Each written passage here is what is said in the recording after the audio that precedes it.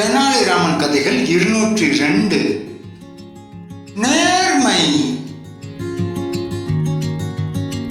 விஜயநகர பேரரசர் கிருஷ்ணதேவராயர் தனது அவையில் உள்ள அமைச்சர்கள் மற்றும் அரசவை அறிஞர்களில் யார் மிகவும் நேர்மையானவர் என்று சோதிக்க முடிவு செய்தார்.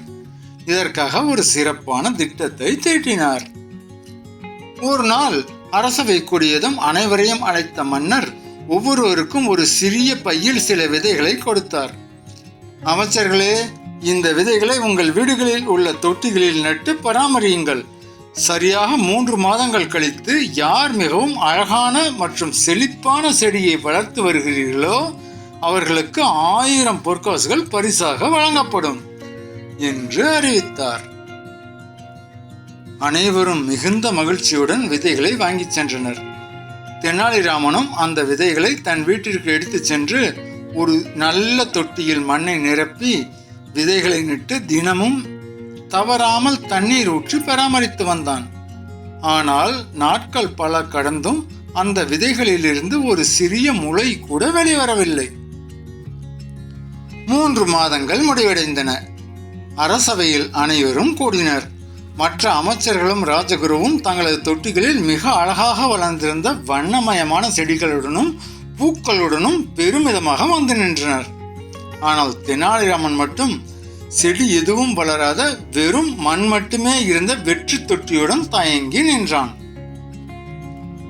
மன்னர் கிருஷ்ணதேவராயர் ஒவ்வொரு தொட்டியாக பார்வையிட்டுக் கொண்டே வந்தார். அழகிய செடிகளை பார்த்தும் அவரது முகத்தில் மகிழ்ச்சி இல்லை. இறுதியாக தெனாலிராமனிடம் வந்த மன்னர், ராமா, என்ன இது? நீ செடியை சரியாக பராமரிக்கவில்லையா? ஏன் வெறும் தொட்டியுடன் வந்துள்ளாய் என்று சற்று கோபமாக கேட்டார். அதற்கு தெனாலிராமன் மிகவும் பணிவுடன், மன்னா, என்னை மன்னியுங்கள். நீங்கள் கொடுத்த விதைகளை நான் மிகவும் கவனமாகத்தான் பராமரித்தேன். தினமும் தண்ணீர் ஊற்றினேன். ஆனால் எவ்வளவு முயன்றும் அதில் செடி வளரவே இல்லை. நடந்த உண்மையை மறைக்க விரும்பாமல் இந்த வெற்றி தொட்டியுடன் வந்துவிட்டேன் என்று கூறினான். இதை கேட்ட மன்னர் சத்தமாக சிரித்தார். பின்னர் அவையினரை பார்த்து, நான் உங்கள் அனைவருக்கும் கொடுத்தது நன்றாக வேக வைக்கப்பட்ட விதைகள். அவை ஒருபோதும் முளைக்காது. ஆனால் நீங்கள் அனைவரும் பரிசிற்கு ஆசைப்பட்டு வேறு விதைகளை நட்டு என்னை ஏமாற்ற பார்த்தீர்கள். தெனாலிராமன் மட்டுமே தண்டனை கிடைக்கும் என்று தெரிந்தும் எதற்கும் அஞ்சாமல் நேர்மையாக உண்மையை ஒப்புக்கொண்டான் என்றார். தனது நேர்மைக்காக தெனாலிராமன் 1000 பொற்காசுகளை பரிசாக பெற்றான். இந்த நிகழ்வு அவையில் இருந்த மற்ற அமைச்சர்களுக்கு ஒரு சிறந்த பாடமாக அமைந்தது.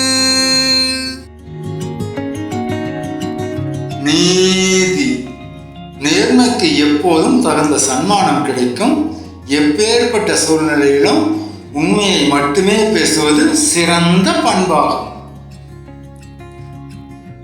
இந்த கதையை முழுசா வாசிச்சுட்டு உங்களுக்கு பிடிச்சிருக்கு அல்ல பிடிக்கல அப்படின்னு சொல்லாம போறது நேர்மையான செயலான்னு எனக்கு தெரியல. இருந்தாலும் இந்த சேனலுக்கு சப்ஸ்கிரைப் பண்ணுங்க, லைக் பண்ணுங்க, கமெண்ட் பண்ணுங்க. தேங்க்யூ.